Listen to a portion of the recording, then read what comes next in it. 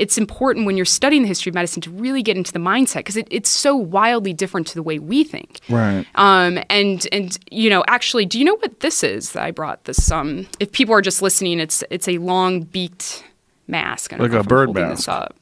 Yeah. I do not know what that is. Okay, so a lot of people think this is a Venetian mask. This is actually particularly a particular example from Venice. It is what doctors would have worn during the bubonic plague. So it's called the plague doctor mask. And so it was invented in the 17th century by a French doctor. And the idea behind it was, so people thought that disease was spread by this thing called miasma, which are like little particles in the air. They're sort of associated with bad smells. So if something smells bad, it's probably not good for you, is what they thought. And it kind of makes sense, because if you're in a really, if you're in a slummy area of the Victorian period, it probably has a lot of disease. It probably doesn't smell good. So that was sort of the thinking behind it. So what you would do is you would put sweet smelling herbs into the beak. And so you would be smelling this in. It would protect you from those evil miasma. Whoa. Yeah. Is that a real one? No, we don't actually have, I don't believe there's an example of a real one from the 17th century, but there's a lot of illustrations of the plague doctor. And he would have been wearing a hat, he would have been wearing a cape, leather gloves, like sort of just protecting himself. Oh, there you go. That's a real one? Authentic 16th century plague doctor mask preserved and on display at the, there you go, another one. German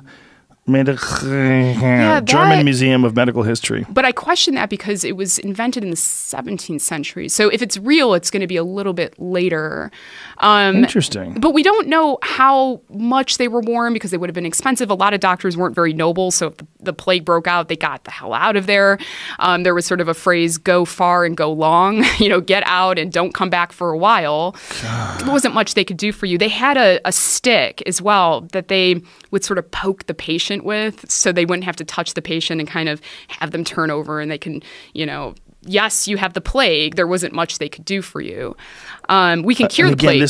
They did not know what germs were, so they really didn't understand what the plague was. They had sort of a concept of contagion. So if you broke out with the plague, they would probably quarantine you in your house.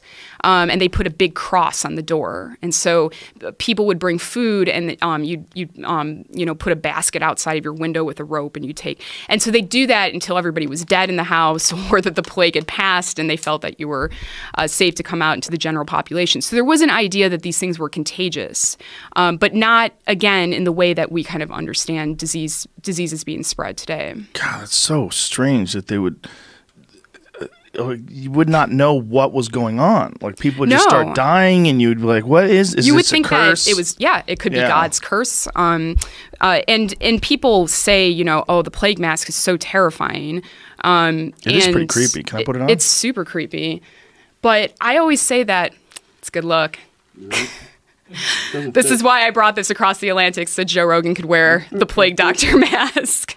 Yeah, how many people would know what that is? Like, if you went, if you go to Venice, party? they say plague doctor mask. Really? It's funny because I was just in Venice recently, and they were saying that the big carnival that they have every year, it's becoming harder to do because of security reasons. So you have like a huge population of a city wearing masks and covering their identities. Oh. So they have to cut back, which kind of sucks because that's like the fun of the carnival. So now they're cutting back where you can wear them in public places and things like that. But what a weird world we live in. Yeah, it is unfortunate. Can't even wear a plague mask. Can't wear a plague mask. I'm going to bring it back, though. I'm just going to be walking around in downtown LA. How would that attach to your face? Was it like straps or something? Yeah, there would have been straps, or in that other example he was showing, it looked like it was sort of a full-on. Oh, there it goes. I mean, that looks so creepy. It's so creepy, but death. Today we have the modern plague doctor. What do you think that would be? Yeah, the hazmat. Yeah, exactly. And so you think about the hazmat going into hot zones. That would be pretty scary if you didn't know what was going on. And certainly sort of ominous, when you see the hazmat. So it's a weird thing that exists because in a strange kind of way, it probably did protect the plague doctor because he was covering himself up, but it protected him for the wrong reasons. He still didn't understand how disease